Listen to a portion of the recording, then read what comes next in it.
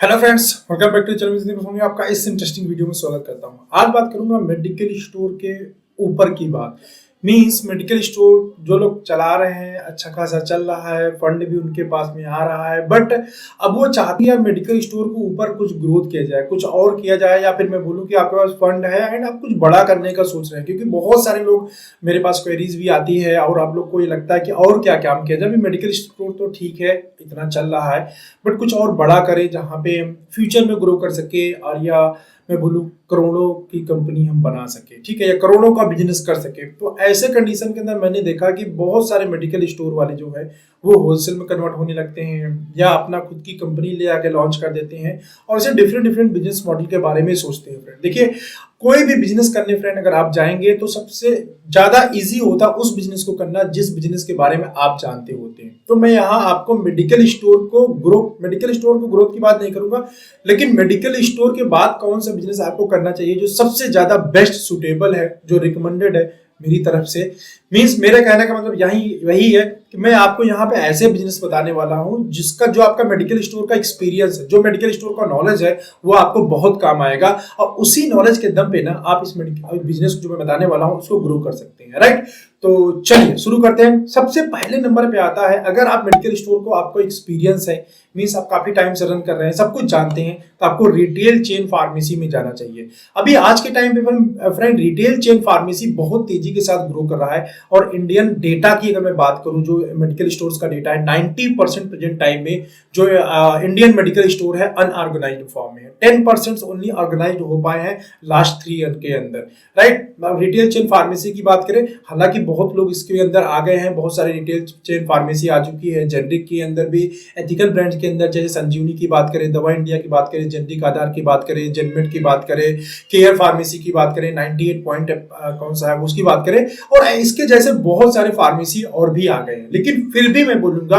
अभी भी इस फील्ड के अंदर ना जबरदस्त स्कोप है, क्योंकि यहाँ पे जो अर्बन एरिया है वो तो इन लोगों ने टैप कर लिया है। बट अर्बन एरिया में टीयर 1 सिटी की मैं बात कर रहा हूँ, टीयर 2 एंड टीयर 3 जहां पे मोस्ट ऑफ द सेल होता है, वो एरिया अभी भी अनटैप्ड है और पूरा का पूरा खाली पड़ा हुआ है। स्पेस है बहुत ज्यादा, और फ्यूचर में ग्रो करने के बहुत ज्यादा चांसेस हैं। मैं यहाँ पे ये बात आपको इसलिए भी सजेस्ट कर रहा हूँ कि देखो, जो आने वाले टाइम के अंदर टेक्नोलॉजी ना बहुत नेक्स्ट लेवल पे चली जाएगी। ऐसे कंडीशन के अंदर जो सिंगल मेडिकल स्टोर है वो ना टेक्नोलॉजी को इनेबल नहीं कर पाएगा, क्योंकि टेक्नोलॉजी को इनेबल करने के लिए बहुत फंड चाहिए होता है। और एक रिटेल चेन फार्मेसी होगा, वो ऐसी सी टेक्नोलॉजी लेके आएगा जो सिंगल मेडिकल स्टोर चल रहा है शायद इट में भी उनको बीट कर जाए। और ऐसे कंडीशन के अंदर जो सिंगल मेडिकल स्टोर है वो बाउंड हो जाएगा रिटेल चेन फार्मेसी के साथ कोलैबोरेट करने में। बिकॉज अगर वो कोलैबोरेट नहीं करेगा तो कस्टमर को सारे जो रिटेल चेन फार्मेसी है ना, टेक्नोलॉजी के दम पे ना सब कर जाएंगे।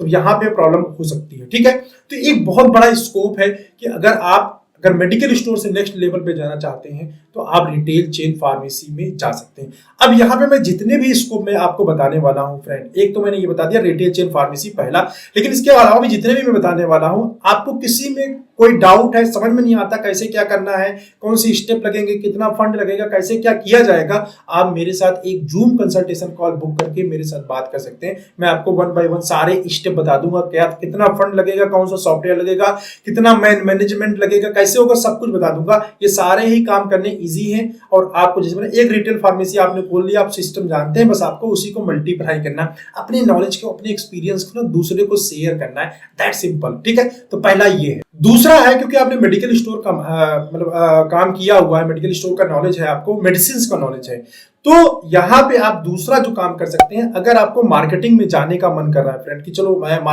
मार्केटिंग कंपनी स्टेब्लिश करेंगे, तो मैं यहाँ पे आपको रिकमेंड करूंगा जेनरिक फार्मेसी ओपन करने के लिए। Generic marketing company, not ethical में मत जाइए, क्योंकि एथिकल का आपको एक्सपीरियंस नहीं है, पहली चीज। दूसरा, experience in the marketing experience नहीं है। आप खुद मेडिकल स्टोर रह चुके हैं, मेडिकल स्टोर से कैसे डील करना चाहिए, मेडिकल स्टोर से क्या प्रॉफिटेबिलिटी होती है, इन सब चीजों का आपको आइडिया है, आप खुद मेडिकल स्टोर चला चुके हैं। ऐसे कंडीशन में अगर आप जेनरिक मेडिसिन कंपनी ओपन करते हैं, जेनरिक मैं इसलिए भी सजेस्ट कर रहा हूं कि देखो, जो अभी ब्रांडेड मेडिसिन है ना, वो धीरे धीरे श्रिंक करता जा रहा है, सैचुरेशन उसके अंदर आना शुरू हो गया है। इसका बहुत बड़ा रीजन है अवेयरनेस। जो जन औषधि केंद्र आया गवर्नमेंट की तरफ, उसमें बहुत सारा अवेयरनेस लाया। उसके बाद बहुत सारी कंपनीज आई हैं जो अवेयरनेस लाने के काम कर रही है। आने वाले टाइम के अंदर जैसे जैसे इंटरनेट पेनिट्रेशन बढ़ जाएगा, इंटरनेट की वजह से लिटरेसी रेट बढ़ेगी, उसकी वजह से क्या होगा, जेनरिक का जो यूज है इंडिया के अंदर वो बहुत नेक्स्ट लेवल पे जाने वाला, ह्यूज ग्रोथ आएगा। और जो ब्रांड मेडिसिन है उसके अंदर ना सैचुरेशन धीरे धीरे आता जाएगा। ब्रांड अभी तक प्रॉफिटेबल है, लेकिन कंपटीशन भी बहुत ज्यादा है ब्रांडेड मेडिसिन के अंदर, एज वेल एज वो मार्केट डाउनफॉल पे है। तो इससे बेटर ये है कि कंपटीशन जेनरिक में भी है, लेकिन ये मार्केट अप में है। तो जो मार्केट ग्रो कर रहा है ना, उसके साथ जाने में ज्यादा फायदा होता है, क्योंकि फ्यूचर में हम ग्रो कर सकते हैं। तो अगर आपको कंपनी स्टार्ट करने का मन कर रहा है कि नहीं मेडिकल स्टोर के साथ मैं कंपनी स्टार्ट करके रन करूंगा, तो आपको जेनरिक कंपनी के बारे में सोचना चाहिए और मेडिकल स्टोर को कवर करके टीयर 2 एंड टीयर 3 से बिजनेस निकालना चाहिए। तीसरा है, आप क्योंकि मेडिकल स्टोर रन करते हैं फ्रेंड, तो आपको कंज्यूमर बिहेवियर पता है, किस कस्टमर को क्या चाहिए, कैसे वो पसंद करता है, कैसे वो लेता है। मींस आपको कंज्यूमर बिहेवियर का आइडिया है और आपके पास आता रहता है कस्टमर, तो उसके बिहेवियर को आप मेजर कर सकते हैं, नजर डाल सकते हैं क्या कैसे हो रहा है। इसको आकलन करके, इसको एनालिसिस करके, थोड़ा सा डेटा देके आप चाहो तो ऑनलाइन मोनोपोली वाला ब्रांड क्रिएट कर सकते हो। ऑनलाइन मोनोपोली ब्रांड कहने का मेरा मतलब यहाँ पे ये है, ऐसे यूनिक ब्रांड लेके आइए फ्रेंड जो मार्केट के अंदर या फिर है नहीं, अगर है प्रेजेंट है तो उनकी मार्केटिंग एक्टिव प्रमोशन नहीं हो रहा है। इसके ऊपर मैं ऑलरेडी वीडियो बना चुका हूँ, चाहे तो आप मेरा वीडियो में लिंक डिस्क्रिप्शन में दे दूंगा कि कौन कौन से ब्रांड के साथ अपनी कंपनी शुरुआत करनी चाहिए। कुछ एग्जाम्पल के लिए मैं आपको बता देता हूँ यहाँ पे। जैसे ग्राइप वाटर का मार्केट के अंदर कुछ खास कंपटीशन नहीं है, डाबर लाल तेल अकेलौता मार्केट के अंदर पूरा कैप्चर करके बैठा हुआ, विक्स वेवरअप की बात करें वो अकेला पूरा मार्केट कैप्चर किया हुआ, बाम के अंदर भी बहुत कम कंपटीशन। अब बोलोगे सर ये बहुत बड़े बड़े ब्रांड है, हर एक ब्रांड पहले छोटा होता है फिर बड़ा होता है। आपको मैंने एक एग्जांपल दिया सोचने का, डाबर गुलाब जल की बात करें तो इसमें बहुत ज्यादा कंपटीशन है, कोई कुछ ब्रांड का कोई नाम ही नहीं है, ठीक है। ग्लिसरीन की बात करें तो इसमें कोई ज्यादा खास ब्रांडिंग नहीं है। ऐसे बहुत सारे ब्रांड की बात करूंगा जिसमें ब्रांडिंग नाम की चीज नहीं है, कुछ जो होलसेलर होते हैं वही पुश करते रहते हैं। अब इसको ऑनलाइन मार्केट में जब ब्रांडिंग करेंगे ना, offline as well as online दोनों तरह से आप पुश कर सकते हैं। या ऐसा ही कोई कंज्यूमर हाउस होल्ड प्रोडक्ट आप लॉन्च कर सकते हैं, क्योंकि आप फार्मेसी कर रहे हैं तो आपको इतनी टेंशन नहीं होगी कि नहीं यार हम लॉस हो गया, ये हो गया वो हो गया, बहुत सारा तो आप खुद से गुड्स लिक्विडेट कर देंगे। बट यस, अगर आप इस टाइप के 4-5 प्रोडक्ट की, बहुत ज्यादा नहीं, 4-5, सेक्सुअल डिस्फंक्शन अपने आप में बहुत बड़ा सेक्टर है आपका, मैन मैटर्स को आप फॉलो कर सकते हो, TNW को फॉलो कर सकते हो, डर्मेको को फॉलो कर सकते हो। ये कंपनी जो नाम बता रहा है आने वाले टाइम में मामा अर्थ की बहुत बड़ी कंपटीटर है, अंडरस्टैंड। तो आप इस कैटेगरी में जा सकते हैं जिसका बहुत स्कोप है, मतलब ऐसा प्रोडक्ट लेके आना है जो हाउस होल्ड की रिक्वायरमेंट है, हर घर की रिक्वायरमेंट है, उसकी प्रॉब्लम सॉल्व कर, प्रॉब्लम सॉल्विंग प्रोडक्ट लेके आइए जो घर की जरूरत हो, तो वहां पे आप जाके ग्रो कर सकते। इसके बाद मेडिकल स्टोर से जो नेक्स्ट लेवल का बिजनेस आप कर सकते हैं, जिसको आपको करना चाहिए, आपको नॉलेज भी है, वो है मेडिसिन मार्ट। एक छोटा सा मेडिकल स्टोर आप चला रहे हैं, 10,000 का पर डे का सेल है, 15,000 का, 20,000 का, 25,000 का, 50,000 का, ये 1 लाख का।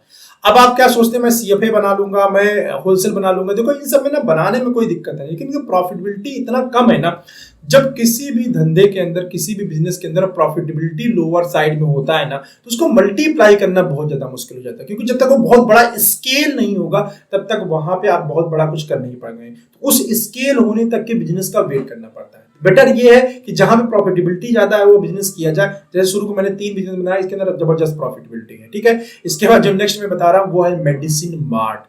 अभी आपने बिग बाजार देखा होगा, वेजिटेबल्स का मार्ट देखा होगा, कपड़ों का मार्ट देखा होगा, मेडिसिन मार्ट नहीं है इंडिया के अंदर, न्यू कॉन्सेप्ट है। अदर डेवलप्ड कंट्री की बात की जाए तो वहां बहुत अच्छा चलता है, बट इंडिया के अंदर अभी कम है। इक्का दुक्का कहीं कहीं मेडिसिन मार्ट ओपन हुआ है, ठीक है। तो आप क्या कर सकते हैं, मेडिसिन मार्ट ओपन कर सकते हैं। अभी ये मेडिसिन मार्ट क्या चीज होती है, मेडिसिन मार्ट होता है मेडिकल स्टोर का नेक्स्ट लेवल का शॉप। अभी मेडिकल स्टोर में क्या आप सेल करते हो, ओनली मेडिसिन। मेडिसिन कौन सी कैटेगरी की, वेटनरी का सेल करते हैं, एलोपैथिक, आयुर्वेदिक, कुछ थोड़ा बहुत फूड सप्लीमेंट, थोड़ा सा वुमन केयर एंड पीडियाट्रिक, इतना रेंज आप लेके चलते हैं, थोड़ा सर्जिकल, अभी जनरिक थोड़ा बात करते हैं, ये मेरी मेडिसिन का रेंज होता है। लेकिन जब मेडिसिन मार्ट में आप स्विच करेंगे तो यही पूरी वैरायटी ना बहुत ही बड़े लेवल पे हो जाएगी। इसका एक मेडिसिन मार्ट के अंदर बहुत सारे, समझ लीजिए छोटे छोटे मेडिकल स्टोर आ गए। एक मेडिकल स्टोर सिर्फ जेनरिक का है, एक मेडिकल स्टोर सिर्फ पीडिया का है, एक मेडिकल स्टोर सिर्फ गायनिक का, पूरा सेगमेंट। जैसे आप मार्केट में जाते हैं ना, मॉल के अंदर क्या होता है, जीन्स, जहाँ मेन के कपड़े लगे सारे मेन के, जहां कॉस्मेटिक का लगा है पूरा कॉस्मेटिक, जहां फीमेल लगा है पूरा फीमेल, जहां बच्चों को लगा है पूरा, इस तरह कैटेगरी वाइज आपको पूरा सेगमेंटेशन करना होता है। एक बड़ी शॉप की जरूरत होगी आपको अच्छे लोकेशन पे, और वहां पे आप पूरी कॉस्मेटिक डाल सकते हैं। कॉस्मेटिक के अंदर एज यू नो दैट, चाहे नेल पॉलिश की बात किया जाए, लिपस्टिक की बात किया जाए, डिओड्रेंट की बात की जाए, मतलब कॉस्मेटिक में पर्सनल केयर भी आ जाता है प्लस कॉस्मेटिक भी आ जाता है। कितना हाईली प्रॉफिटेबल प्रोडक्ट्स है। और यस, जैसे जैसे ये इंटरनेट बढ़ता जा रहा है ना, हमारा पर्सनल अवेयरनेस जैसे जैसे बढ़ता जा रहा है ना, ग्रूमिंग भी बढ़ रही है फ्रेंड। तो ग्रूमिंग, अब ये जो मेडिसिन मार्ट होगा ये ऑनलाइन भी हो सकता है, ऑफलाइन भी हो सकता है, दोनों तरीके से आप काम कर सकते हैं। लेकिन यस, बहुत ही प्रॉफिटेबल है। एक बार आपको बजट लगेगा, बजट 50 लाख प्लस में जाएगा, 50 लाख टू 1 करोड़ के आसपास जाएगा लगभग।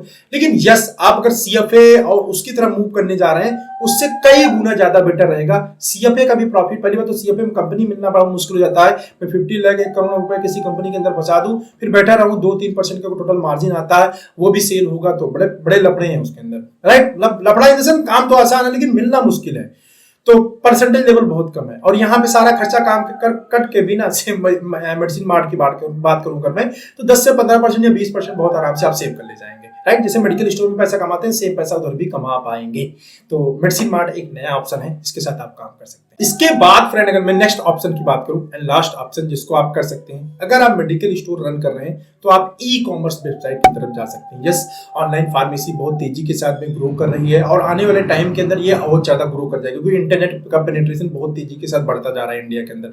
अभी भी इंटरनेट के थ्रू एजुकेशन जो है ओनली ना 8 to 9 करोड़ पीपल्स के अंदर है। तो ये जो लेवल है ना, जैसे अगर आप डेवलप कंट्रीज की बात करें, 80% लोग हैं जो इंटरनेट से एजुकेशन लेते हैं।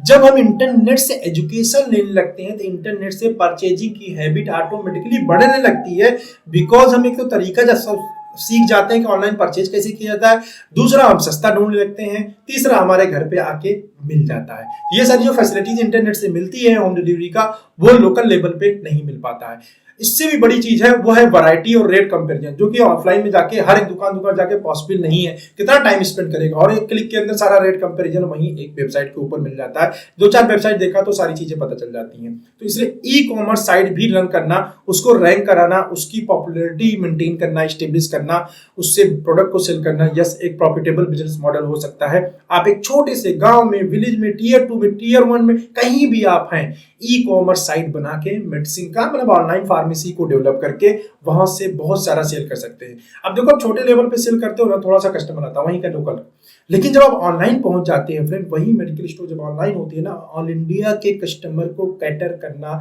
शुरू कर देते हैं। अब इससे देखो एडवांटेज क्या मिलता है, इससे एडवांटेज ये मिलता है, जब ऑनलाइन चले जाते हैं आप तो पूरी इंडिया का कस्टमर, हर एक डिस्ट्रिक्ट से अगर पर डे एक बंदा आपको ऑर्डर देता है, ऐसे एज्यूम कर सकते हैं आप कि हर एक डिस्ट्रिक्ट से अगर आपको एक बंदा ऑर्डर देता है पर डे, तो पूरी इंडिया से कितना ऑर्डर हो सकता है, राइट। और इसको ग्रो कैसे किया जाएगा, मेरे साथ जूम कंसल्टेशन नंबर मेरा आ रहा है, 700 मेरा जूम कंसल्टेशन का फी होता है। आप मुझसे जूम कंसल्टेशन करके चीजों को समझ सकते हैं, सीख सकते हैं, जान सकते हैं, जो मैंने सारी चीजें आपको बताया।